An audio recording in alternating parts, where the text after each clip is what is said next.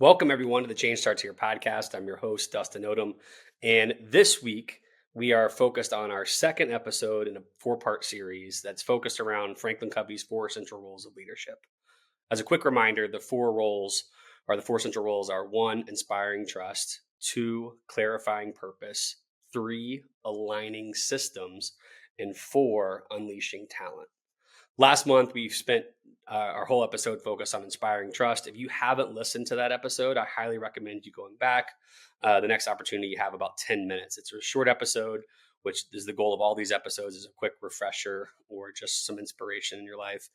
And I will just say that trust is critical to personal relationships, professional relationships, and the success of moving any team towards a common goal. And so if you haven't listened to that episode, I encourage you to go back and dive in there. To begin this week, I'm just going to simply ask one question. Are you in a season, a year, a month, or even a day right now as you're listening to this, where you are fighting apathy in your adults or students? Again, I'll ask, are you in a season, a year, a month, or even a day where you are fighting apathy in the adults or students that you support or lead? If so, today's episode is absolutely for you. For those of you who've been around FranklinCovey education, you might have met one of our most incredible consultants, a guy named Lonnie Moore. Lonnie Moore, I would say, had to have been here over 20 years, but has done so much work in supporting our schools and really building up this business, this organization, and our impact all across the country. He just inspires the heck out of me. And I was in a recent conversation with him where he shared this nugget with me that he shares with any organization as he's training them in the four roles. And basically just asked a simple question: what's the greatest challenge you have?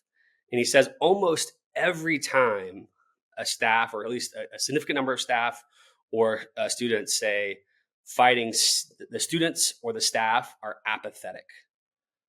And so he says this first response in this, obviously it's a thing he has to unpack with them, and it's not trying to give a pithy, quick answer, but he does have a quick challenge to all of them. He just says, the greater the clarity you have around your future, the more motivation you have in the present.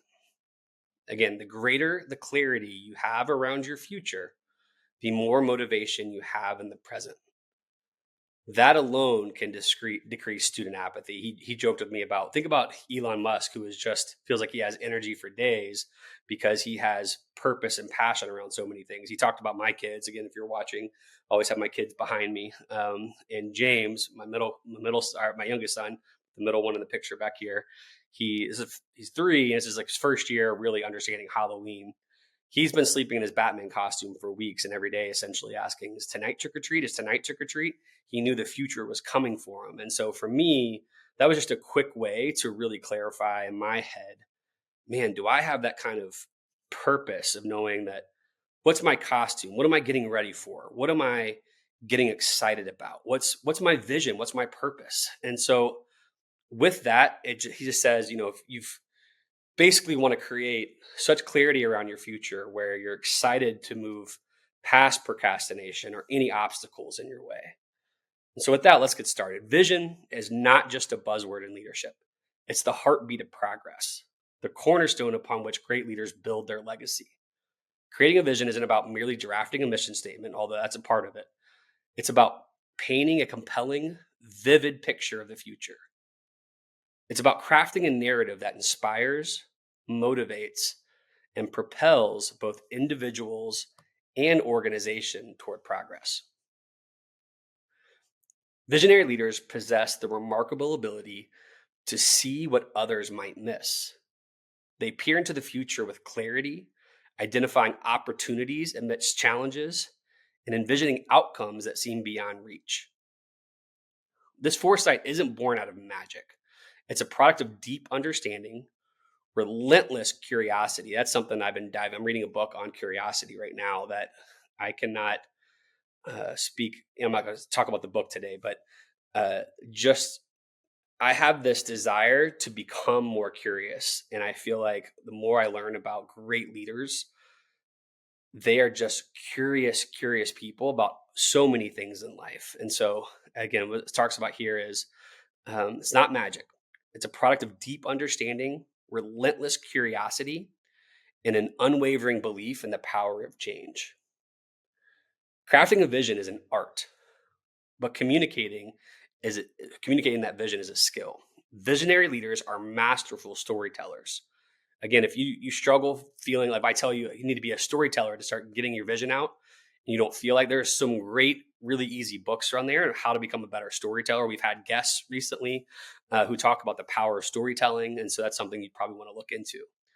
They weave narratives that captivate hearts and minds, making an abstract concept of a vision tangible and relatable. So we want to take the vision for something really inspiring, but something that people can touch and act upon. Through compelling communication, they transform visions into shared dreams, fostering a sense of collective ownership and commitment. A visionary's leader's work doesn't end with just articulating the vision, though. They're adept to aligning every facet of their organization toward the vision. They empower their teams, ensuring that each member understands their role in the grand scheme of things. This alignment creates a powerful synergy where every action resonates with the vision, propelling the organization toward its intended destination. One question that I love to ask schools when I'm in there is, especially with the staff, is just asking, raise your hand if you know what your mission statement is. And a lot of people raise their hand. So it's like, all right, interesting. Well, raise your hand if I asked your kids if they knew what the mission statement was, would they tell me? A lot of hands go down. What about if I ask your parents? And then if you think everybody's gonna, if usually the hands go down significantly or dramatically, but even if all the hands stay up, I guess my question would always be, how do you know it's driving the day-to-day actions of your school? And that's the type of power you want to have in your vision, that every meeting you go into, there is clarity of what the vision is, and that it is driving you towards the outcomes that matter most to your organization. One thing that crafting a vision doesn't do is shield leaders from challenges. However, if anything, it propels leaders to face challenges head on. So again, back to what Lonnie said earlier, clarifying future and purpose and vision helps you wake up and fight procrastination and overcome obstacles. Visionary leaders are resilient. They adapt, they innovate, and they persevere, navigating storms with a steadfast belief in their vision. It's this resilience that transforms obstacles into stepping stones toward an envisioned future. As we wrap up, I want to leave you with one thought. What's your vision?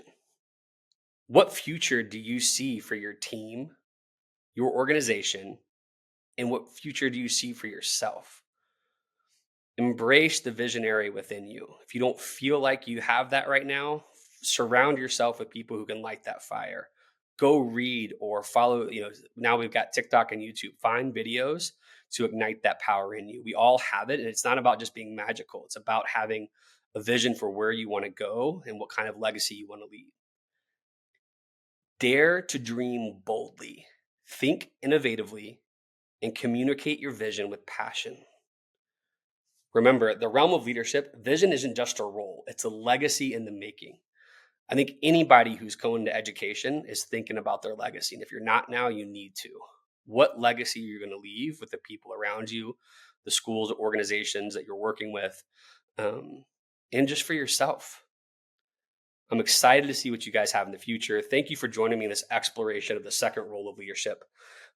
Till next time, it's going to sound corny, but I mean it. Keep your eyes on the horizon, your heart in the journey, and your mind open to endless possibilities of visionary leadership. Thank you so much for joining me.